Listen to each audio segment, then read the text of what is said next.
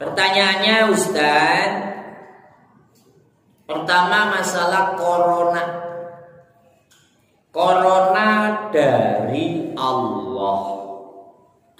Penyakit apapun yang menyembuhkan Allah, yang memberi Allah.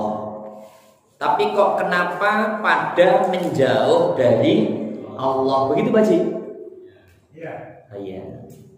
Kenapa kok malah menjauh dari Allah? Kalau bahasa kita yang simpel, ini sebenarnya orang itu pertama belum begitu mengenal Allah. Karena memang belum kenal. Orang kan kalau belum kenal gimana sih? Bapak kan ketika belum kenal saya ya gimana gitu. Kesannya Ustadz itu sombong, ya memang sombong juga sih. Kalau udah kenal enggak, Bapak ngajak saya makan dimanapun pasti saya siap. Bapak mau ngobrol dimanapun pasti oke. Wong Bapak bisa tiba-tiba lihat saya di pinggir kali lagi mancing, karena saya bikin YouTube soalnya. Karena kita belum kenal. Nah, warga masyarakat kita bicara muslimin wal muslimah. Karena yang percaya Tuhan itu Allah hanya muslimin wal muslimin.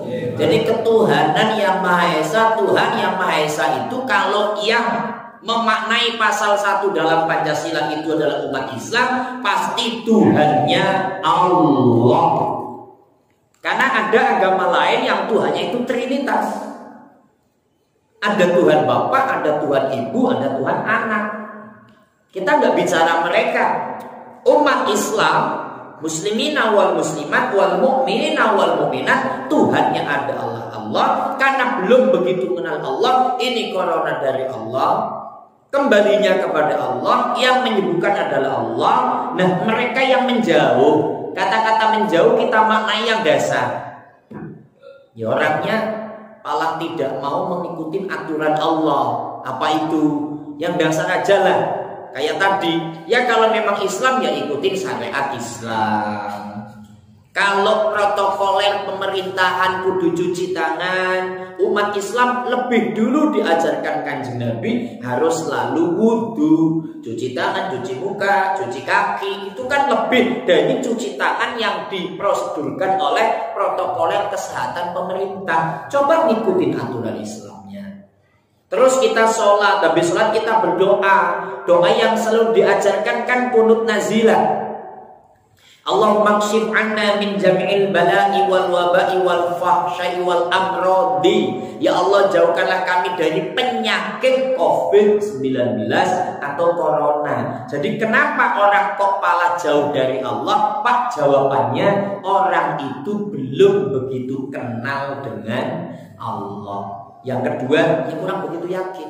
Ya kayak kita yang tadi pembahasannya, karena kurang yakin, jadi ngikutin sifat-sifat Allah kayaknya ragu. Kalau yakin ngikutin sifat Allah suka memberi, Allah akan memberi kita lebih banyak. Amin ya Rabbal. Yang kedua, masker. Tahu Pak, saya juga pakai masker. Ini kemarin sudah ditanyakan oleh Bapak Khairuddin. Khairuddin itu barusan bareng saya dalam acara apa Pak namanya Pak? Mana Khairuddin? Nikah apa? Lamaran. Barusan aja bareng saya tuh. Ya kita pakai masker. Halo sahabat Kang Muslim praktek masker. Nanti ditonton ya. Begini pakai masker. Saya ulangi pertanyaannya dari Pak Haji Abdul Razak. Ustaz, kan yang namanya masker itu nutupin hidung.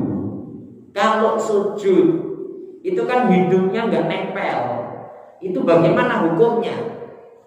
Pertanyaan yang waktu itu kan masih ingat ya. Dalam ilmu fikih Pak, aqdus sujudi sab'atun. Anggota sujud itu ada 7 Pak. Tahu 7? Buaya 7, Sela on 7, Zebia.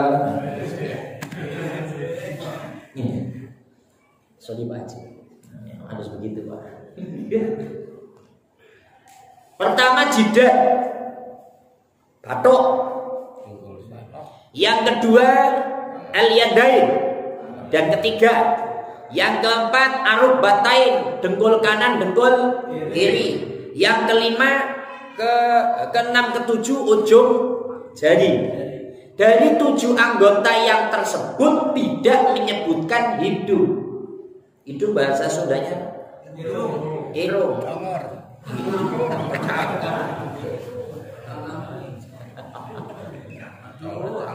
Karena memang wajib anggota yang nempel ke tempat sujud hanya 7. Jidat, 2 telapak tangan, 2 lutut, 2 ujung jari. Hidung tidak disebutkan. Maka kalau sholat pakai masker, jidatnya sudah nempel, hidungnya enggak, atau hidungnya tertahan oleh masker, sholatnya tetap sah.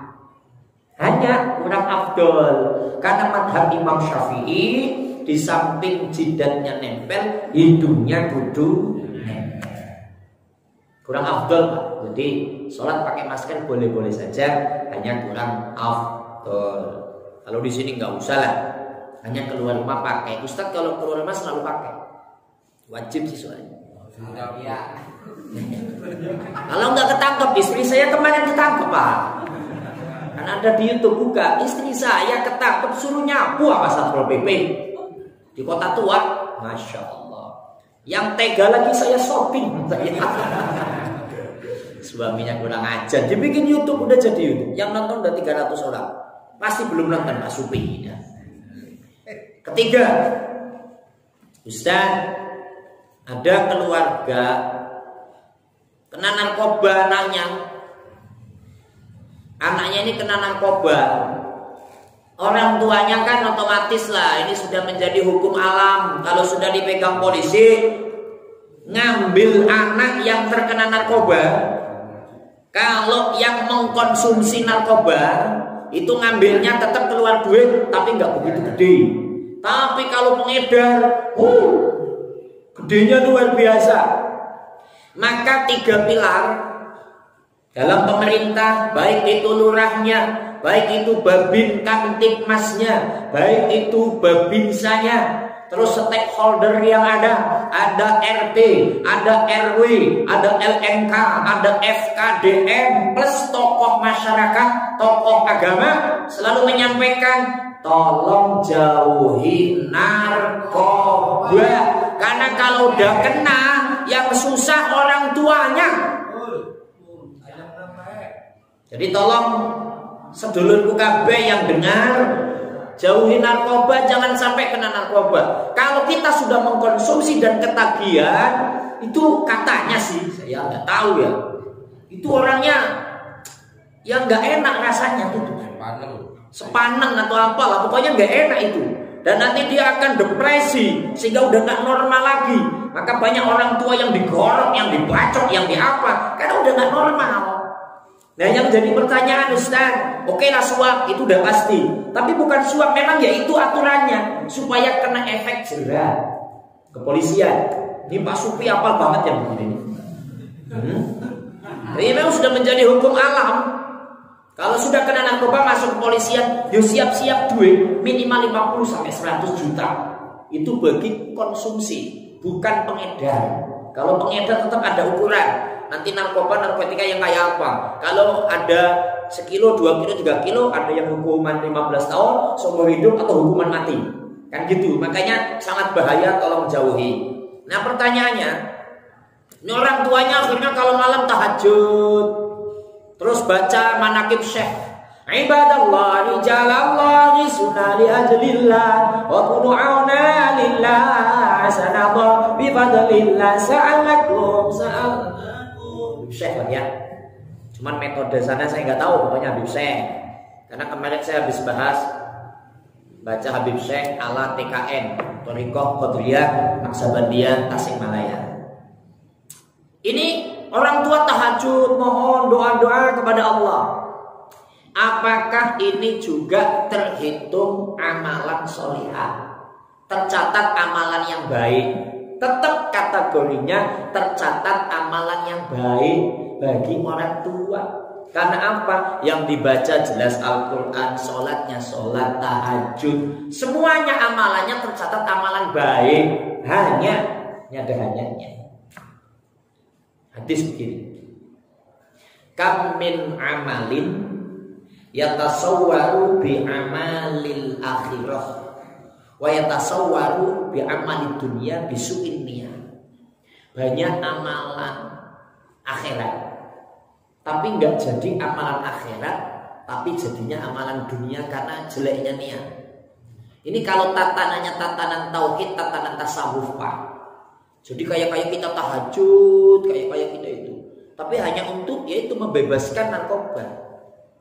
Tidak minta ridho Allah, hanya Allah saya. Jadi enggak ada momen untuk takarrub. Ini seakan-akan ibadah akhirat tapi jadinya pahala dunia. Tapi kalau ngomong apakah termasuk amalan, ya amalan solehah itu amalan baik. Tapi kalau dalam bahasa tatanan tauhid atau tasawuf itu jadinya salah niat. Apa salah niatnya? Wong ibadah harusnya nggak ada embel-embel, nggak ada embel-embel gara-gara anaknya di penjara. Gak ada embel-embel karena anaknya punya masalah, tapi memang ibadah pingin dekat kepada Gusti Allah. Tapi untuk jawaban dasar dia itu termasuk amalan yang soleh bagi orang tuanya. Tapi kalau udah bicara pahala nanti sampai akhirat, sesuai dengan hadis Nabi, kalau hanya niatnya minta kepada Allah tolong untuk dibebaskan anakku, keluar dari sana, ya pahalanya hanya sampai di situ. Maka harus rubah niatnya begini. Karena kan apa-apa niat innamal a'malu binniyat. Enggak usah niat tahajudnya, niat manaqib syekhnya.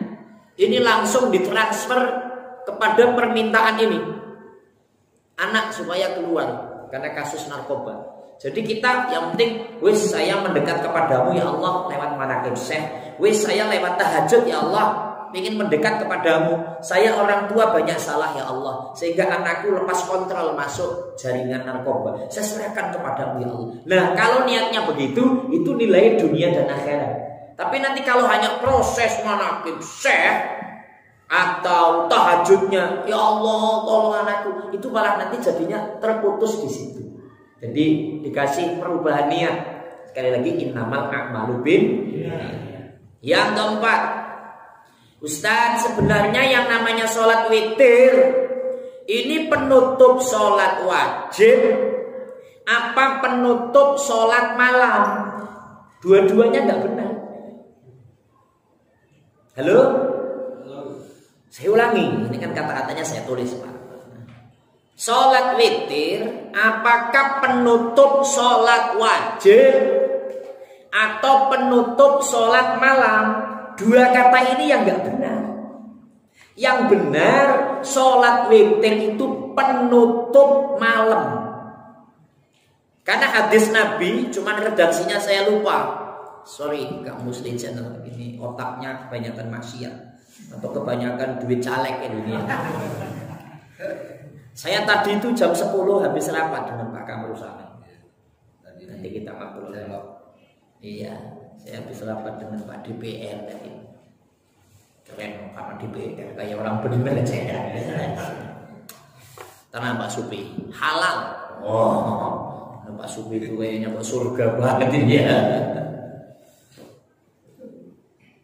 Dalam hadis itu Nabi pesan sama Sayyidina Ali, ya Ali, dalam 1 bulan kamu minimal harus puasa 3 hari. Ya Ali, tiap pagi kamu harus sholat duha. Ya Ali, tiap malam kamu harus sholat witir. Jadi yang namanya witir itu penutup malam. Jangan sampai malam ini tidak melakukan sholat witir.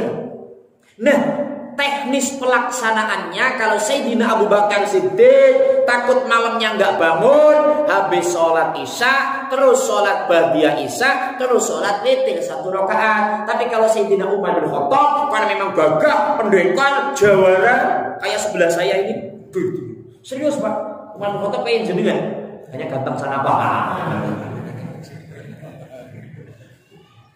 Saya ngomong ganteng itu serius. Iya. Ya nggak berani kencengan di sini nih Pak. Ini nanti jadinya YouTube soalnya. Takut saya ngomong itu Pak. Bojoku belum. Allahumma sholli ala Muhammad. Sayyidina Umar bin Khattab itu tegas, enggak. Kalau saya tetap sholat witirnya nanti jam 3 malam kalau di Indonesia. Setelah saya tahajud, setelah hajat saya tutup witir. Saya tidak boleh enggak. Saya takutnya malam enggak bangun. Karena Nabi pesan tiap malam harus sholat witir. Dari dua penjelasan ini dalam kitab I'anatul Talibin, ini bukan menutup sholat wajib, bukan menutup sholat malam. Yang penting dalam malam ini harus melakukan sholat witir. You understand? Yeah. Seandainya kita habis sholat pagi Isya, sholat witir, kalau kita nggak bangun, pas malam kita sholat tahajud apa? Witir itu tambahin nggak? Tidak usah. Hadisnya la witroni fil lail. Tidak ada dua sholat witir dalam satu. Jadi kalau habis sholat Isya, kita sholat ba'diyah Isya, kita sholat witir, nanti malam bangun ya sholat hajat, sholat tahajud, nggak usah sholat witir. Nggak ada tutup, nggak usah sholat witir. Jadi bukan masalah penutupan. Saya ulangi, witir bukan nutup sholat malam. Witir bukan nutup sholat wajib, tapi witir kudu dilakukan setiap